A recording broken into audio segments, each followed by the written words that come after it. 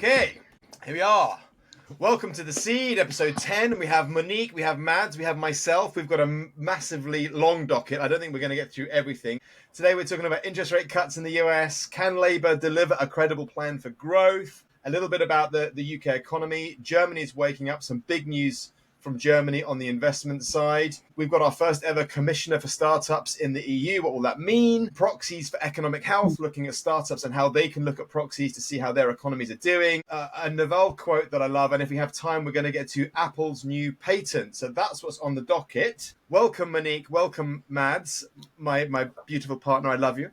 Monik, thank you so much for joining us today. Hi. Now, Tell us a little bit about you, because all I really know about you is that you and the Pack Ladies are doing your pre-seed and seed ABCs, your access, betterment, and climate. But I don't know much about your past, so give us the 30 seconds of you. Background in law, and then prior to Impact, I was launched another early stage fund called Fuel Ventures, along with the founder Mark, and built that fund for a few years, and then in between Pact and Fuel, I spent some time in operator roles in a legal tech company. Headed up the UK operations. They got acquired by DocuSign, and then another portfolio company of mine. And then, kind of did some angel investing, working with some family offices in between, and then launched Pact. Thank you for joining us. No, thanks. I think we're kicking off with you. The AI startup 11X. Now, they do the automated AI worker, sales and customer support piece. They have, after their $24 million Series A from Benchmark and a few other investors, they've shipped over to the States. Now, this was a little bit of a push from the investors, but it's also to be where the AI talent is and be where the follow-on funding is. This was on your docket. What was on your mind with this? Yeah, well, I think all of the topics we're going to kind of cover really relate to this, right? So it's, the follow-on funding, is it really available here? I think there's probably a handful of funds that could have invested in such a large round. But even that aside, the fact that they chose to go with the US investor said something. The fact that, even bring the European Commissioner in, how do you make the European ecosystem a lot more attractive to allow companies and founders to stay in the region? There isn't really much here available for them. So I think, as I mentioned, so all of the topic we'll cover later on, I think all relate to this, how we can encourage more companies to stay here, whether there's a listing environment, IPO market, quite stagnant so far this year. So I think it's quite concerning. You don't really companies of this stage and of this kind of level of success to leave the country and go over to the US. So I think there's a lot the government needs to do in order to encourage people to stay, whether it's talent, funding, tax breaks, and so on.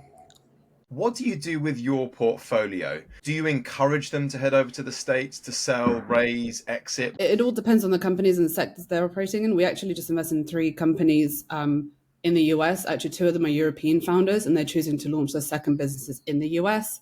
One's in climate tech, serving corn farmers, and one's in AI. So especially the climate tech one, the market US, so absolutely they should be over there. But we don't actively encourage them. We have a partner base in the US now, but when sourcing from the US, we're encouraging our companies to raise funding from European founders. But ultimately, the funds are bigger and better, frankly, in the US. So if they do get a term sheet from a US fund, we won't tell them to turn it down.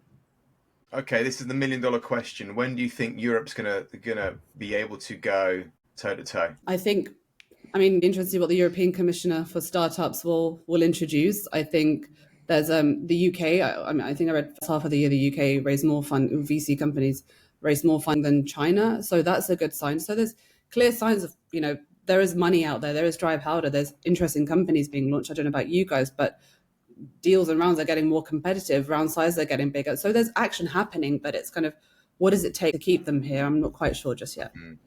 Well, the European venture is growing 4 times faster than the States. It's just still the minnow. Mads, you and I talk about this a lot. What's your take? Firstly, I think Monik is absolutely right. We have seen companies go to the US, and it would be great if we could have more of those businesses in Europe and keep more of them here for longer. If we want to have a prosperous continent, whether it's UK or the rest of Europe, we need the great innovation companies here, the great founders and the great startups. I think the good news is, as you say, there has been some incredible companies built. We've got companies like Revolut, we got companies like Spotify, just exceptional businesses, and they're here in Europe and they're thriving and doing really, really well. Then we also see companies like UiPath that decide that actually they do want a headquarter in the US, but they keep a lot of their engineering in Europe. And I think that could also be a good model. I think it's a little sad when we see companies that sort of just say they want to relocate, lock, stock, and wholesale and migrate everything. Maybe because 11x was so early, they felt there wasn't much to move. It was an easier move to make. But I do hope we can keep, more of the great companies here for longer to grow bigger and better. And I think part of the good news is we've seen firms like Boulderton, firms like Atomico finally start to raise funds in the $1 billion plus range, because we need that amount of capital and that kind of level of support and ecosystem here. To some extent, European venture is still a cottage industry. That's what we need to grow out of. So I think there is a lot more we can do. And I think it is moving in the right direction, albeit we'd all like it to be much faster. Yeah, let's bring on some speed. Now, we're staying with the States. The Fed has done a 50 bips drop, that rate cut, that interest rate cut. What will it mean for investing and startup land over there? And how will that reflect over here? Mads, do you want to kick off? Yeah, so the big non-news news, we've sort of all been waiting for this rate cut for a long, long time. I think that the news part of the non-news is that the Fed did go for the 50 bips rate cut rather than 25 bips. So the target rate is now from sort of the 4.75% to 5%. And the reason the Fed went for the bigger cut is essentially that there are some real concerns about economic slowdown. And the Fed essentially said, look, there is a risk that, that we could start to see unemployment creep back up. And therefore, we need to take a little bit more drastic action. We've had slower GDP growth, higher unemployment, and also inflation has come down 2.6% now. So it's going in the right direction. What does it mean? If we look at the Federal Reserve's dot plot, they're forecasting sort of another 0.5 percentage point in 2024. So 1% in total here in Q3 and Q4 in total. And then another full percentage point in 2025. And expecting rates to settle somewhere near the 2.9% in the following years. So while that's a lot higher than the SERP environment we had, sort of 0% interest rate environment we had a few years ago, it's a lot lower than where we are now. And this means a lot of things. It means a boost to real estate investments, which is critical to drive the economy. It means a boost to other business investment, to consumer credit. And in general, it means a boost to equity over credit. Get paid less to lend money, and that means that equity becomes more attractive. And that's great both for funding for startups, but could also be great for public market equities. It could be good for potentially future IPOs. So I'd say it's a small step, but the coming years, this could be a major change for us. One question you touched on is, what does it mean for us? Yeah. When the US sneezes, the world catches a cold. And I think that also goes the other way around. If the US starts to lower rates and can start to stimulate the economy, that will have a positive impact for us and benefit for us, both on the macroeconomic scale in Europe, but also in the startup ecosystem. So overall, I'd say this is good news. Monik, any reflections on this? Any insights or thoughts on the inertia, the time period between these kinds of effects and seeing change and rubber hit road? If borrowing's becoming cheaper, investors are typically going to look for more higher returns, more interesting opportunities besides kind of lower yield returns. So I think ultimately, it's a huge positive. Maybe kind of in the next 6 to 12 months, we'll see it reflected in kind of prices in the companies we invest in, and hopefully that will trickle down to Europe some point next year. It's very optimistic. Trickle down economics. There we go.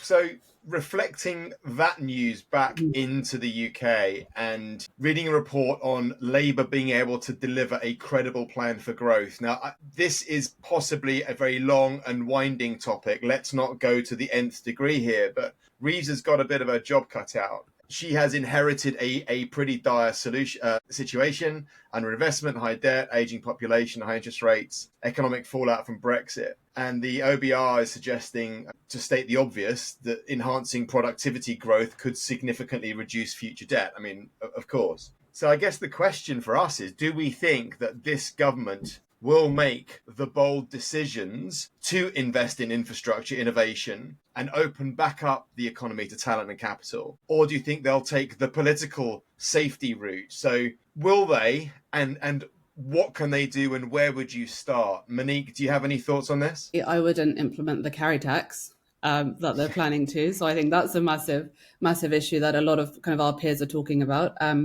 But I think ultimately they've got a huge job to do. I think when it comes to things like I think to our industry specifically, a few kind of, was it last year at some point, talking about pension funds being able to invest in venture funds. Like there is such little innovation happening on the invest side, not just from a government level, but down to, people who manage money like us.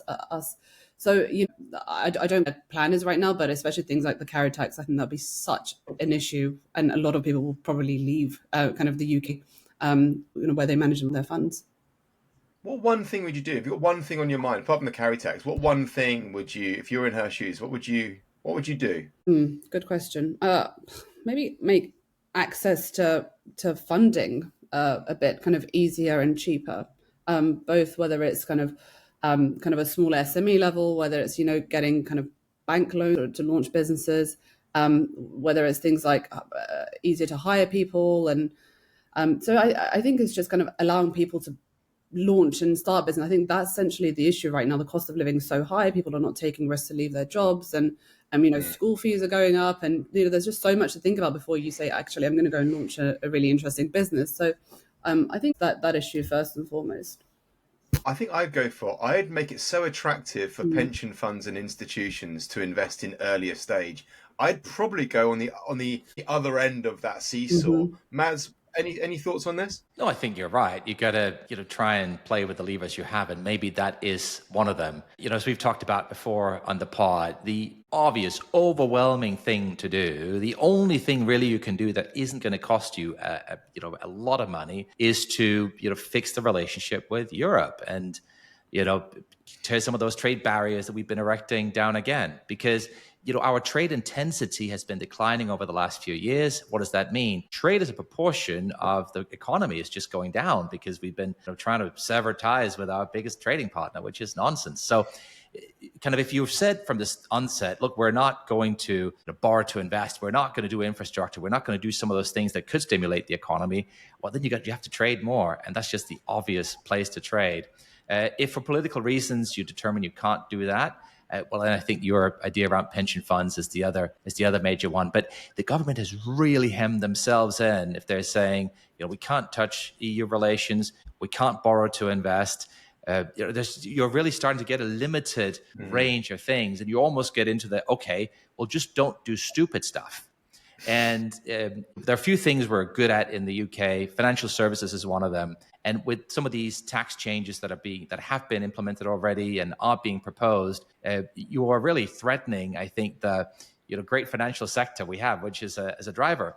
It's not that we have a London. The city of London is just something that's there for British business. It's there for all of Europe's businesses to finance, to lend, to trade, to do deals, to service, which trickles down to lawyers and accountants, and kind of really creates all of that economic prosperity that then benefits everybody else. So we've got to stimulate it rather than hamper it. And so I think that falls in the don't do stupid stuff, as in, don't jeopardize that gem we have there, nurture it rather than hurt it. So Germany have basically done what we have kind of been talking about or insinuating. They, through their WIN initiative, they have the largest pension scheme in Germany, the Bayerisch, I'm not going to be able to say this word, Versorgungskammer, BVK, with BlackRock, with Allianz, with Munich Re, with AXA, amongst others. So they're all in this group committing to invest 12 billion euros in startups. So and with government backing and with regulatory change, I don't know the reality of this and where this fits in context. Reading behind the headlines, it looks like they're talking about, it's about 30 billion euros that they say that's needed per year to do this kind of this startup play. So it's whatever, just under half. But this is a big deal. This sounds like a big deal in context. And because Germany has always been seen slightly as the laggard, German notaries, very difficult trading arena for startups and for investors. But this feels like a bit of a cosmic shift. So Monique, is this a big deal, do you think? 100% it's a big deal. I think, having a label of the sick man of Europe is at least they're trying to do something about it. And I think they've got it absolutely right, where innovation happens at the point where you need access to capital, as I just mentioned. And the UK talked about this kind of at some point last year, but there is no plan to launch this. I think, for example, in Europe, we're a lot more risk averse to investing in companies. That's why the company we just backed went to US to raise up funding and raise it relatively quickly. So I think if there is a way to allow kind of investment to go into kind of innovation and technology, then the dial isn't really going to move. We can talk about all the interest rate cuts and all the tax breaks, but if no one's building anything, then none of it matters. So I think this is such a great step. And actually, we were quite successful in raising money from Germany, more so than the UK. So I think that alone says something. I mean, they haven't explained in detail how they're going to do this, but I think it's a great first step. I hope so. I mean, I hope it's kind of in the earlier stages, because startups can mean, there are 10-year-old startups that aren't startups. So I'm hoping that there is a blend of early, mid growth, but 12 billion is a big pot. I want they'll invest in funds as well. So that would be an interesting, if it's kind of to go to the early stage, I think investing in funds would be kind of a great opportunity. Yeah, I didn't read anything about a fund-to-fund structure, but that would make complete sense. Mads, where would you go with this? Look, it's good news in the sense that Europe needs more capital and needs deeper pools of capital. And if some of this capital is going to become growth capital, that will, as we just talked about earlier on, help companies stay in Europe longer, take bigger swings, go deeper, then that's a positive thing. I think the devil will be in the detail. We saw with the Mansion House Compact last year, kind of you talk about investing 5% of all UK pension assets into alternatives. It could be a massive boost for our sector, alternatives, private equity, venture capital in general. But we just haven't seen much since then. And I hope that the German initiative here will have a little bit more detail and have a little bit more of an impetus to actually get moving and get going, because the money is needed. So hopefully it's real and not just a headline. But it feels like the names are backing it up with a cash amount on a time scale backed up by regulatory change.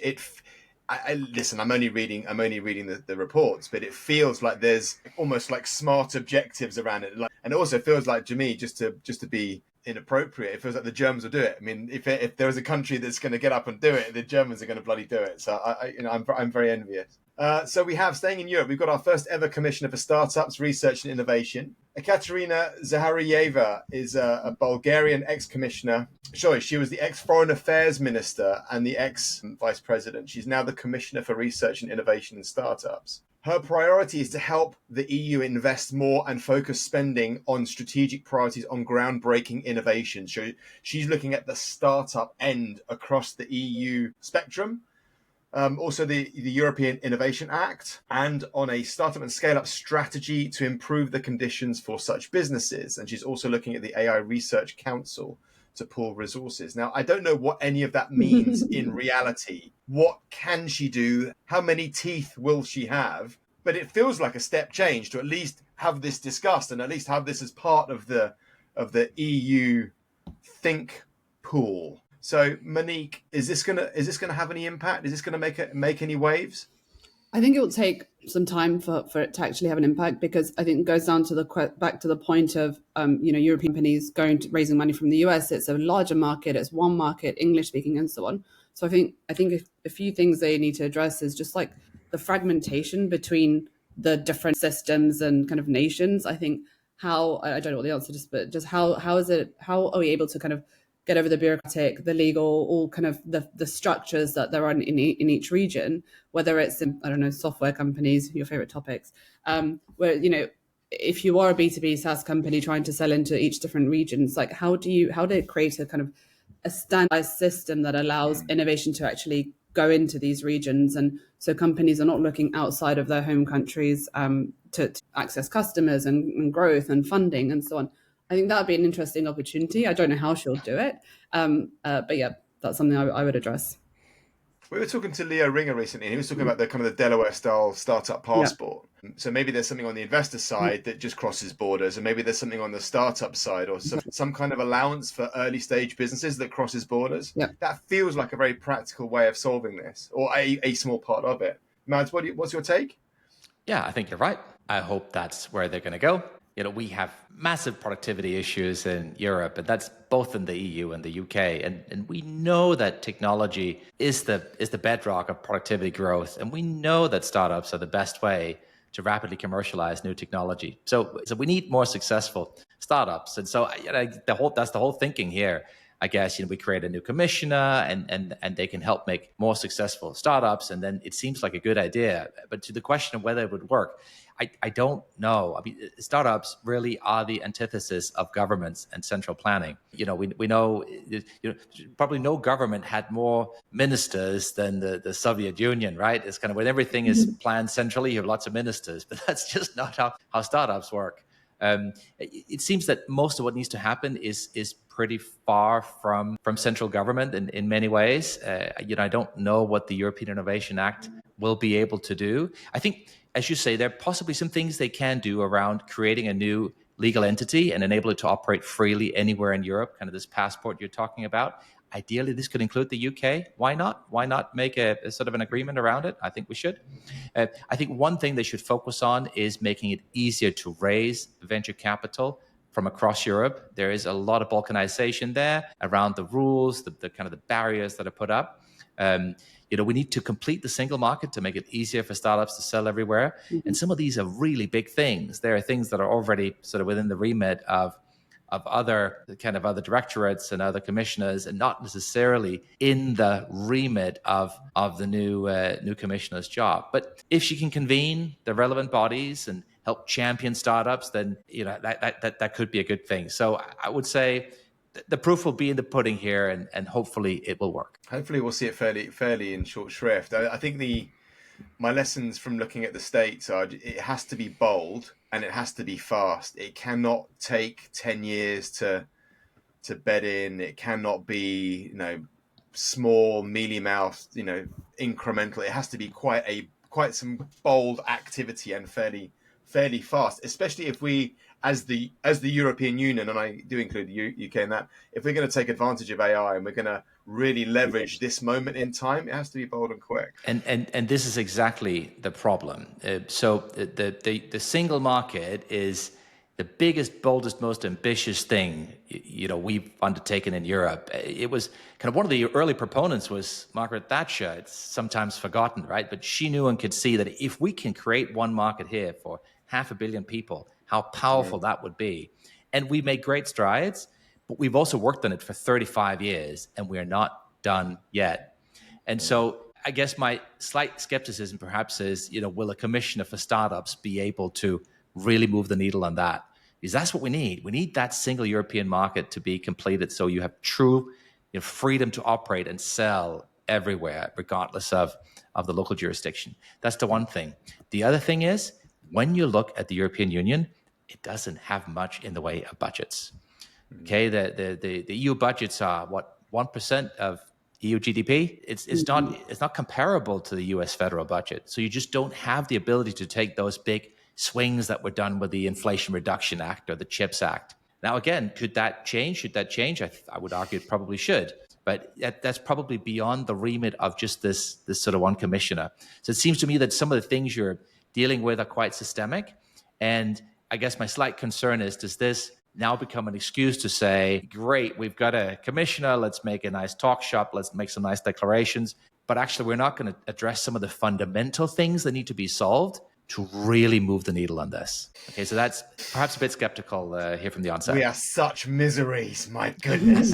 Listen, let's hope she has teeth. Let's hope there's some activity. I'm gonna watch with intrigue and interest. Now, this next topic is mine. This is something that came up with my wife the other night ago, and she works for a very well-known global hotel brand, and she was telling me the last 12 months, corporate bookings have fallen off a cliff. And I was wondering, is that a proxy for something? And if I was a founder in a startup, what kind of proxies, or what kind of triggers, themes, trends would I be looking at in my customer base, with my partner network, in my ecosystem as the health of the economy, if you like? So looking at like car prices, or bookings in corporate land, Or TGI Fridays recently went into administration. Are people not going out as much? Are holiday bookings down? Are car prices down?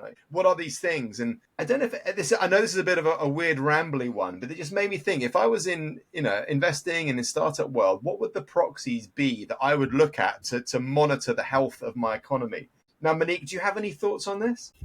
I mean, I don't think it's particularly kind of shocking that bookings are down. I mean, I think high street brands and kind of chains like that have been going into some administration for a couple of years now.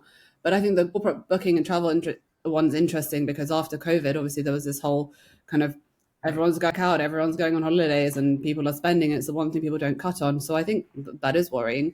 And then from a startup perspective, to quite ironically, kind of last couple of weeks and months, a lot of the hotel booking management companies are raising a lot of funding, and I think a few of them are even listed. So, I'm not quite sure, actually. Sorry, not a great answer.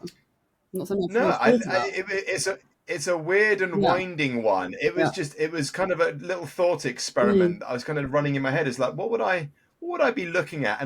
And conversely, where are the opportunities? Because every downturn, every problematic period of time creates opportunities for startups. And I was thinking, where is my market going if I was in founder head? And where is the opportunity? Not to be a terrible human being, but where is the opportunity in this economic shift in my market that I can actually create a new ICP or move territory or create a new product or whatever it might be? Mads, have you got any thoughts on this? Look, economists look at lots of leading indicators, consumer confidence index, purchasing managers index. You can look at, forecasts, and you can look at, jobless claims to see how the economy is doing. I mean, there's so many things you can look at. I think it depends on what it is you're trying to work out. My general experience is that, startups are very small. They're drops in the ocean. And so it's often less about macro and much more about micro, as in, do you have a compelling value proposition? Can you create value for your customers? Of course, that changes as you grow bigger, right? Once you start to become a more meaningful part of the economy, you're more subject to the vagaries of the economic cycle. I'd say one observation, one thing that we have seen, which is less about the economy and is more about sort of bigger trends, is that, if you are in B2B technology and you're selling into large corporates, well, if you're selling things that have, AI and AI impact and AI transformation, you've had a great time behind you in the last 18 months because that's what corporates have been focusing on. The converse of that is, even if you've had a good solution that has been able to create ROI, if you've not had AI innovation as part of your messaging, it's been really, really hard to sell. And so this is less about the economy and just more about how you're positioned vis-a-vis how businesses are thinking and where their focuses and their priorities are. So sometimes these are driven purely by macro. Sometimes these are driven by trends, and AI is the overriding trend right now. But I think that the net is just always obsess about creating customer value, right? The kind of the rest takes care of itself. Yeah, I was at a talk with Nick Telson the other night, talking about moats. So a bunch of founders in the room, we were talking about moats, and it basically came down to, there were some different ways of looking at moats. Personally, I look at moats as, time advantage and asymmetric advantage in time, and how do you create those?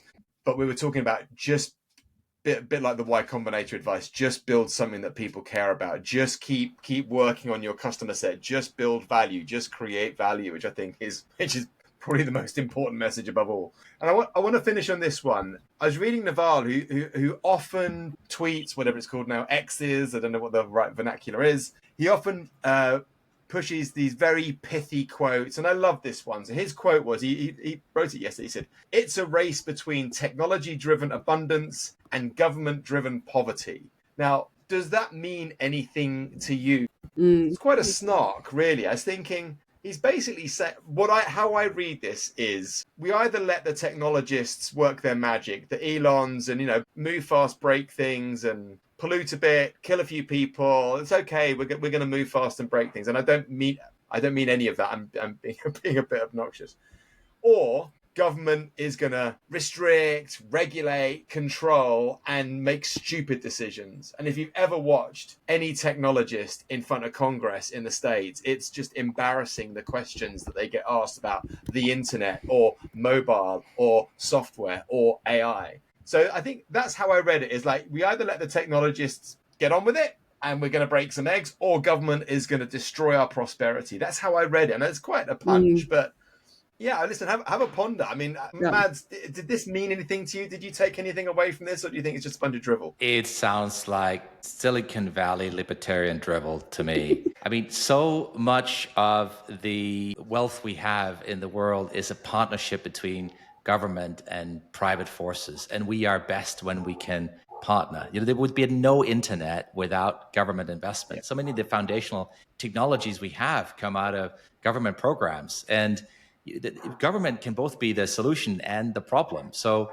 it's about smart government and about smart businesses, right? So what frustrates me endlessly is when government and business fights. That's just not what we need. We need folks to work together. It's clear that government won't be able to solve all these things. Government needs to work with business to solve all the biggest challenges, to empower business, to work with the founders, the entrepreneurs, the makers, and to bring them into the tent rather than castigating them as, I don't know, whatever kind of, you have this fight between folks that are capitalist or in government or whatever. It's all nonsense to me. I think we need to work together.